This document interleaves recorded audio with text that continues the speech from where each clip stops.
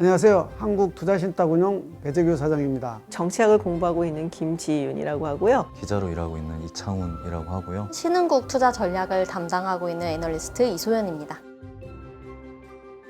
베트남 시장에 대한 전반적인 점검과 투자 전망에 대해서 베트남 시장이 어땠고 올해는 어떨 건지 경제적인 변화? 개별 기업들의 현황이라든가 어떤 사업에 집중하고 있고 미국하고 중국하고 패권 경쟁을 하고 있지 않습니까? 그 중에서 눈에 띄는 국가가 하나 있죠. 바로 베트남입니다.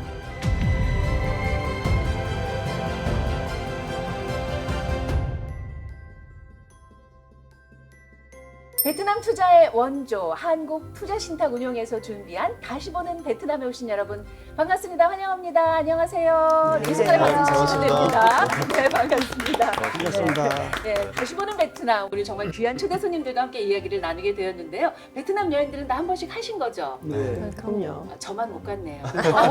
네, 의외로 저는 직업이 항상 이제 방송을 하는 직업이다 보니까 해외 여행을 거의 못 가고 항상 말로만 하고 있습니다. 여러분이 다녀오신 베트남은 어떠셨나요, 대표님? 지금부터 10년도 훨씬 더 전에 베트남에서 최초 ETF 상장한다고 저를 초청을 한 적이 있습니다. 감독원이나 거래소를 만났었는데 그때 느낀 점은 베트남에서 비즈니스는 공무원 중심이구나 하고 느꼈었고요. 지난해 말에 우리 현지법인에 일하는 베트남 분들이나 또 자본시장 관련 여러 기관을 방문을 했었고 한국 기업들, 외국 운용사들도 만나봤습니다. 베트남 자본시장이 굉장히 양적으로도 성장을 했고 질적으로 성장을 했구나 하는 걸 알게 되고 베트남 사람들이 우리하고 너무 비슷합니다. 베트남 음식은 다 먹어보셨을 텐데 네, 너무 우리 입맛에 잘 맞고요. 그 사람들이 성공에 대한 욕망이 굉장히 강합니다. 열심히 일하고 또 공부하고 그런 모습이 우리하고 너무 닮아서 베트남을 다시 보게 됐습니다. 얼마 전에 다녀오신 분한테 얘기를 들었는데 우리나라로 치면 한 7, 80년대 막 이제 우리가 부흥하던 시절 네. 있지 않습니까? 그때가 느껴진다고 하더라고요. 어떠셨어요? 저는 여행으로 이제 한번 가고 그다음에 일 때문에 한 2번 정도 갔었거든요. 말씀하셨던 것처럼 뭐랄까 이게 사람들 이렇게 눈이 살아있다는 생각이 되게 많이 들었어요. 막 반짝반짝거리고 진짜 빨리 성공해서 뭐 좀 더 잘 살고 싶어하는 욕구가 막 얼굴에서 뿜어져 나온다고 할까요? 이글. 맞아 이글. 네, 그래서 그게 되게 인상적이었어요. 제2의 한국 이런 말을 많이 쓰고 네. 있어요. 그러니까요. 예. 그렇죠. 베트남에서 한국 사람들에 대한 그 뭐랄까 호감 이런 게 높지 않습니까? 굉장히 대단하고요. 네. 한류가 처음 시작된 게 중국하고 베트남이라고 합니다. 맞습니다. 제가 알기로는 이제 우리나라로 치면 이제 교육 담당하는 부서에서 네. 제1 외국어를 한국어로 지정했다고 합니다. 영어가 아니고 그 정도로 우리 한국과 한국어에 대한 관심이 아주 높다고 알고 있거든요. 베트남 일단 음식하면 많은 분들이 맨날 좀 맛있다. 사실 세계적으로도 알아주지 않습니까? 베트남 음식은?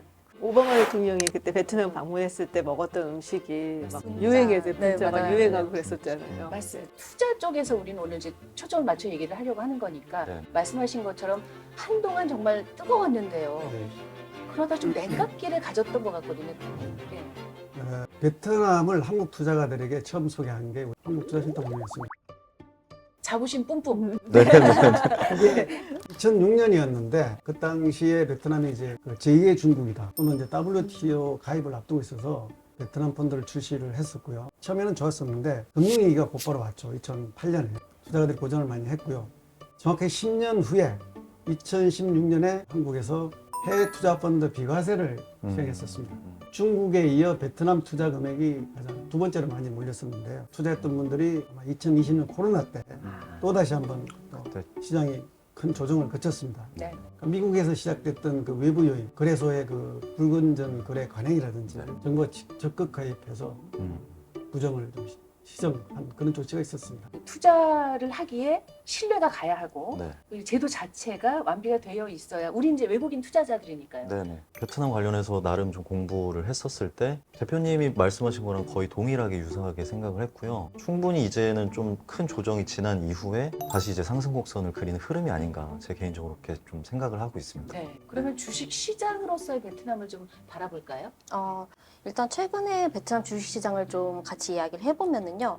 작년 베트남 시장은 진짜 천국과 지옥을 오갔어요. 베트남이 작년 1월에 사상 최고치였던 1528포인트를 경신을 했었고요.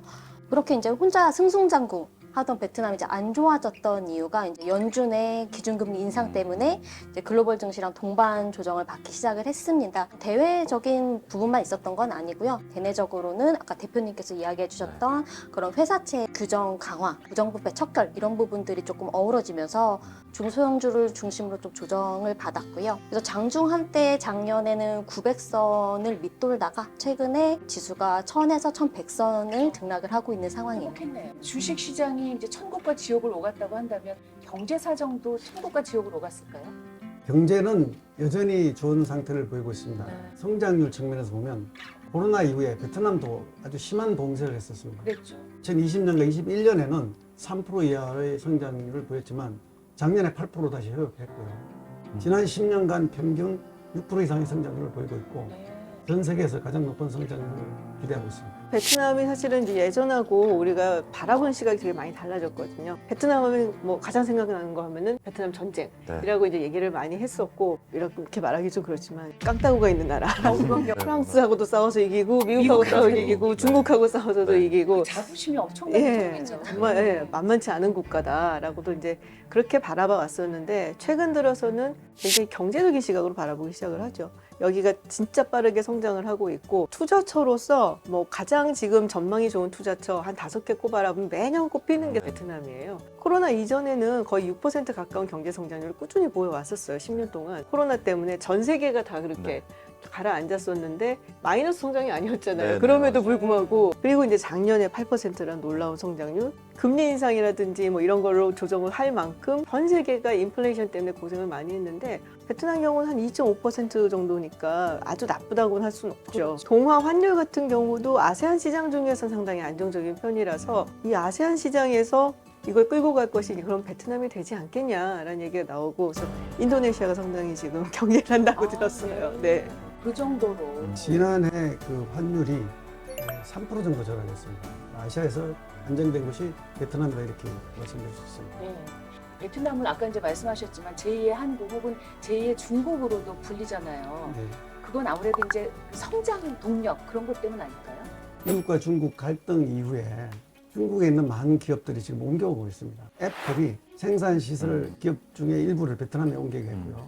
또 구글도 그런 발표를 했습니다. 미국뿐만 아니라 유럽도 옮겨올 수가 있고, 중국 기업 자체도 관세 회피를 위해서 일부 베트남으로 옮겨오고 있다. 이렇게 중국에서도요. 얘기를 근데 어찌 보면 박사님 이 미중 무역 갈등의 반사 이익을 베트남이 얻고 있다고 봐도 되지 않을까요? 다들 기억하시겠지만 그 트럼프 전 대통령 네. 당시에 이제 관세를 막 이제 중국산 제품에다가 때리면서 무역 전쟁이 막 일어났다라고 얘기들 많이 했는데, 트럼프 전 대통령이 봤던 거는 중국뿐이 아니라 우리랑 무역을 해갖고 흑자 보는 나는 너네는 다 나빠 그랬더니 거기에 있는 사실은 베트남도 들어가긴 했었어요. 그래서 조금 뭐 환율 공작 부분을 지정을 하기도 하고, 근데 바이든 행정부 들어오면 조금 바뀌었죠. 무역 전쟁이라는 거는 미국과 중국 사이에 굉장히 일부예요. 근본적으로 훨씬 더 깊은 갈등이라든지 이게 연계되어 있기 때문에 앞으로 더 심해지고 또 굉장히 장기적으로 가야 된다는 거고, 기업들을 중국에서 빼고 베트남 쪽으로 옮기는 기업들이 많아진 거죠. 베트남 같은 경우는 중국에서 중간 부품을 가지고 와서 그걸 완성을 시켜서 미국으로 수출하는 방식을 해왔었거든요. 이것마저도 여의치 않을 것 같다라고 생각하는 기업들이 아예 그냥 베트남에 기지를 두기 시작한 것도 많고, 중국 내부적인 문제도 사실은 조금은 있어요. 이제 중국에서 기업을 하기가 이제 점점 어려워지는 거죠. 노동력도 더 이상 싸지가 않고, 중국 정부의 규제 같은 것도 상당히 많아지고, 그러면 대체제로 가장 어디가 좋나? 베트남이 선택이 되는 거죠. 예전 기억이긴 합니다만 우리도 개성공단이 폐쇄됐을 네. 때 베트남으로 가겠다 이런 분들도 많으셨잖아요. 그 기억도 문득 나네요. 정치적으로 안정이 된다는 것이 굉장히 중요한 거거든요. 여전히 노동력도 싼 편이고 굉장히 투자자들이나 기업들한테 매력적으로 보이는 것 같아요. 근데 이제 투자자의 입장에서 생각을 해보면 미중 무역 갈등이 잠재적으로 항상 있는 거잖아요. 그쵸. 상수잖아요. 어찌 보면. 그 상수를 이용해 베트남으로 전진기지를 옮겼다? 그러면 이 무역 갈등의 변화에 따라서 베트남 시장도 출렁이는 거 아닌가 이렇게 걱정이 될 것도 같습니다. 그거를 이제 베트남이 모르는 것은 아니죠. 지금도 여전히 중국하고의 교역이 가장 커요. 베트남 역시. 그래서 중국이 경제적으로 굉장히 중요한 나라인 거는 알지만 안보 면에서 봤을 때는 베트남한테 어쩌면은 미국이 더 중요할 수도 있어요. 베트남이 지정학적으로 봤을 때 남중국해에 있거든요. 인도양과 태평양이 만나는 이제 지점이고 교육을 한다 그러면 80%는 이제 해상을 통해서 하게 돼 있어요. 그리고 3분의 1이 이 남중국해를 지나갑니다. 제가 중국이라도 이 지역을 그냥 확 컨트롤하고 싶을 것 같아요. 예전부터 미국이 해상 우위를 가지고 있던 곳이고요. 인공섬을 만들어서 거기 해군기지를 만들잖아요. 문제는 그래갖고선 자기네 영해가 넓다라고 얘기를 하지만 거기에 베트남도 있고 필리핀도 있고 인도네시아도 있고 많은 나라들이 같이 있거든요. 베트남 입장에서는 인공섬 세워놓고 거기서 12해리는 영해야 라고 얘기를 하면은 받아들일 수 없는 거거든요. 미국 입장에서는 항해의 자유협정 그래서 니네는 영해라고 하는데 사실은 공해야 그러면서 군함이 막 왔다 갔다 하고 그걸 보여주고 있죠. 그거를 베트남이 협력을 해주고 있어요. 그러니까 자기네들한테도 굉장한 이해가 걸려있는 지역이기 때문에 중국한테 양보를 할 수가 없다라는 거죠. 베트남 전쟁을 이제 미국이랑 했으니까 미국을 안 좋아할 거라고 생각들을 하잖아요.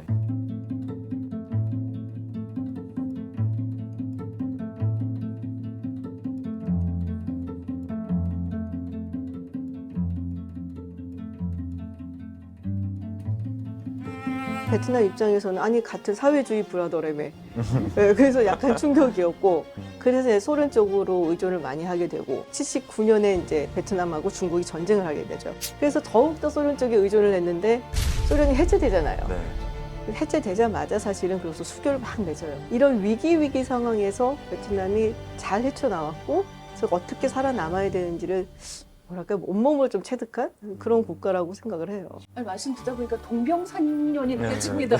그렇죠? 네, 네, 우리하고도 그렇- 상당히 비슷한 것 같아요. 네, 우리하고 좀 차이가 난다면요. 네. 우리는 한 번 시도해서 실습니다. 그래서 너무 솔직하신 거 아니에요? 너무 베트남은 그런 게 없습니다. 음. 그래서 그 시대 상황에 맞게 끊임없이 변해가는 모습이 또 지금 우리하고는 좀 차이점이라고 할 수 있습니다. 그러니까 유연하군요, 그만큼. 예. 이런 유연성을 가진 시장이라면 당연히 세계 투자자들이 우리처럼 관심을 많이 갖고 있겠네요. 어떤가요? 네, 많이 갖고 있고요. 관심이 더 확대될 가능성이 저는 더 크다고 보고 있어요. MSCI에 따르면 선진, 신흥, 프론티어 이렇게 주시장을 분류를 하는데 이제 신흥이 한국, 인도, 대만 이런 국가들이 들어가 있고요. 베트남이 의외로 프론티어 국가입니다. 그래서 아직까지 그렇게 많은 해외 투자금이 많이 들어오진 않은 상황이고요. 지금 현재 프론티어 국가 1위이기 때문에 앞으로 신흥으로 업그레이드할 네. 가능성이 굉장히 큽니다. 그렇게 된다면 펀드라든지 ETF 자금들이 많이 몰릴 거고 주시장이 시장 규모도 커지고 주가도 우상향하는 이런 모습을 기대를 하고 있고요. 투자 기회를 베트남에서 다시 한번 잡을 수 있지 않을까라는 생각이 들어요. 네, 지금 말씀 듣고 보니까 퍼뜩 떠오르는 드라마 제목이 있어서 이렇게 한번 우겨봅니다. 베트남은 신흥시장 막내 아들이다. 이렇게 한번 우겨봅니다. 이 분위기 이어서 네. 베트남 현지를 좀 연결할까 하는데요. 그야말로 오늘의 깜짝 선물 같은 그런 네. 인터뷰가 될 것 같아요. 13년째 베트남에 거주하면서 베트남에서의 한국에서 베트남 바라보는 책을 또 많이 쓰시고 바로 그 책을 쓰신 작가님을 연결해 보겠습니다. 작가님! 네. 안녕하세요. 네, 안녕하세요. 안녕하세요. 안녕하세요. 반갑습니다. 안녕하세요. 네. 아니, 네. 작가님 반갑습니다. 베트남에 계신 거 맞아요? 네, 베트남 호치민에 있습니다. 근데 마치 서울에 계신 것처럼 벽만 보여서 2023년 베트남 어떻습니까? 제가 생각하는 베트남이 발전할 수밖에 없는 세 가지 요소가 있습니다.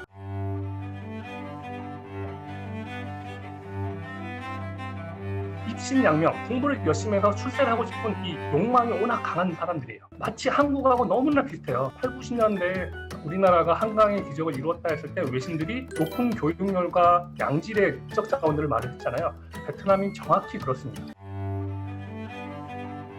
2011년 3월에 베트남에 왔는데 그 당시만 하더라도 저는 스마트폰을 쓰지 않았어요. 급여가 23만 원에서 25만 원밖에 되지 않은 저희 직원들이 최신 아이폰이나 갤럭시를 다 쓰고 있더라고요. 그러니까 사람들이 IT 관련된 거에 대한 얼리 어답터들이에요. 소득 수준에 비해서. 근데 더욱더 충격적이었던 것은 2011년도인데 길거리의 허름한 카페나 식당에서조차도 와이파이가 무료였습니다.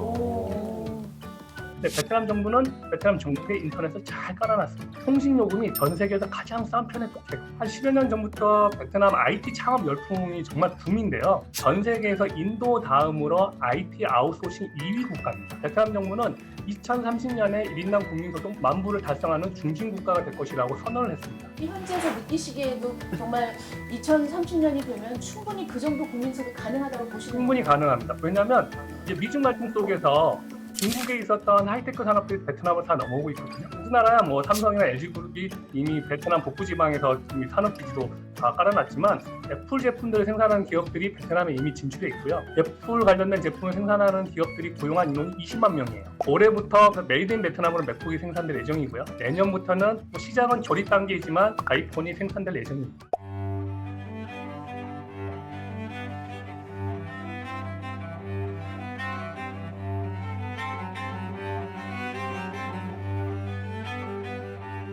베트남은 호치민이 수도인지 하노이가 수도인지 헷갈릴 정도로 호치민의 인구가 1,200만 명이고요. 하노이의 인구가 900만 명이에요. 하노이도 조만간 1,000만이 될 건데요. 인구가 1,000만이 넘는 메가시티가 북쪽과 남쪽 두 군데 분산되어 있어요. 그러니까 지난 10년간은 베트남이 되게 더디게 성장한 것처럼 보입니다. 북쪽과 남쪽이 나뉘어서 성장을 하고 있었기 때문에 그렇습니다. 북쪽에는 하이퐁이라고 하는 또 LG그룹이 지금 자리를 잡고 있는 인구 300만의 도시가 있고요. 중부지방에는 많이들 여행 가시는 다낭이 인구 한 150만 명 되는데 관광지로서 빠르게 발전했고요. 그리고 남부에는 메콩강 쪽에 건터라고 하는 도시가 인구 한 150만 명 되는데 호치민의 배후 도시로 해서 농수산물을 많이 수출하는 도시로서 지금 발전을 하고 있습니다. 두 개의 메가시티와 세 개의 광역 도시가 이제는 같이 성장을 하고 있기 때문에 다른 신흥 개발 국가들과는 너무나 다르게 발전하고 있습니다. 이제 한번 생각을 해보세요. 인구 1억에 교육열이 어마어마하게 높고요. 전체 인구 평균 연령이 32.5세밖에 되지 않아요. 젊군요. 인구의 70%가 생산 가능한 인구들이거든요. IT 쪽으로 엄청나게 지금 발전을 하고 있어요. 옷 만들고 10만 만들어서 돈을 버는 게 아니라 이제는 하이테크 산업의 고부가치 산업으로 빠르게 발전하고 있고요. 베트남의 성장은 이제 누가 봐도 정말 가슴 뛰게 흥분될 정도로 빠르게 성장할 수밖에 없는 것입니다. 야, 저는 조목조목 설명해 주시니까 너무 정말 이해가 쏙쏙 들어. 쏙쏙 됩니다. 예. 작가님 오늘 정말 반가웠고요. 네, 네, 그곳에서 잘 지내시면서 한국과 베트남을 위해서 열심히 일해주세요.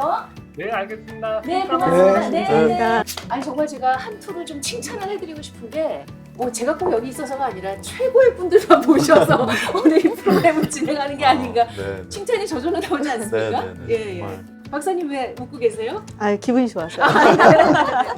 이 베트남 시장 정말 네. 매력적인데요, 말씀 들어보니까. 네, 투자에 관련 얘기를 하려면 그 주식시장이 어떻게 변해왔는지를 한번 보고 한번 또 얘기를 하는 게 좋을 것 같습니다. 저희가 베트남 시장에 들어간 게 2006년이라고 했었는데요. 2006년에 들어가서 그때 이제 외국인 투자 한도 확대도 있었고 또 뭐 제2중국이다, WTO가 이런 이슈 때문에 주식시장이 2007년까지 급상승을 했었습니다. 그러다가 8년도에 조정을 받았고요. 2016년에 다시 저희가 들어가면서 또 한 번 시장이 100% 이상 올랐었습니다. 코로나 위기 겪고 네. 다시 조정을 받고 여러 시장과 마찬가지로 또 거의 한 100% 정도 올랐다가 작년에 다시 빠졌는데 베트남을 투자해야 되겠다라고 생각한 거는 외부 환경이나 또는 펀더멘탈 요인도 있지만 주식시장이라는 것은 좋은 그 경제 여건이나 재료만 있다고 해서 올라가는 건 아닙니다.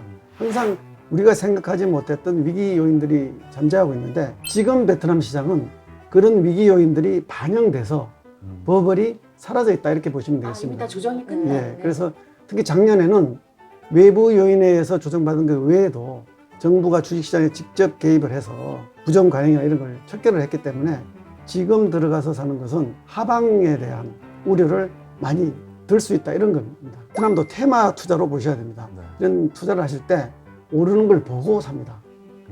은행의 판매 채널들도 할 때 시장이 오르는 걸 보고 하게 되니까 쭉 올라가다가 늦게 들어온 분들은 조금만 꺾여도 견딜 수가 없습니다. 네. 펀더멘탈 여건에다가 지금처럼 주식시장이 충분히 조정받은 시점에 들어간다면 조정이 있더라도 견딜 수가 있고요. 많이 상승해도 팔지 않고 지금까지 얘기한 그 얘기를 들어보면 베트남 오래 가져가도 될 것 같은 느낌이 들지 않습니까? 네. 맞아요. 그런 걸 견딜 수 있는 시점이기 때문에 저희가 투자가들에게 진짜로 좀 돈을 벌 수 있게 해봐야 되지 않겠냐 하는 생각에 제가 이걸 캠페인을 해보자 이런 제안을 하고 오늘 여러분들 모셨습니다. 정말 잘하셨습니다. 정말 좋은 기회를 만들어주셨어요. 네, 아니 이제 말씀을 들으면 들을수록 네.